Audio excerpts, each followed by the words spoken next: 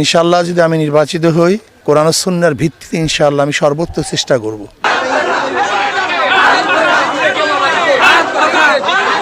আলহামদুলিল্লাহ, আমরা চাই বাংলাদেশ থেকে দুর্নীতি মূলোৎপাটন করতে এবং জুলুম, নির্যাতন, অবিচার যেগুলি চলতেছে এগুলি নির্মূল করতে।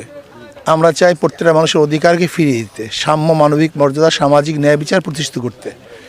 ইনশাআল্লাহ যদি আমি নির্বাচিত হই, তাহলে সাম্য, মানবিক মর্যাদা, সামাজিক ন্যায় বিচার প্রতিষ্ঠার জন্য কোরআন ও সুন্নাহর ভিত্তিতে ইনশাআল্লাহ আমি সর্বোচ্চ চেষ্টা করব এবং আশা করি ইনশাআল্লাহ যদি আমি নির্বাচিত হই, তাহলে বিগত দিনে যে কাজগুলি হয় নাই, আমি অসমাপ্ত কাজগুলি সমাপ্ত করার চেষ্টা করব।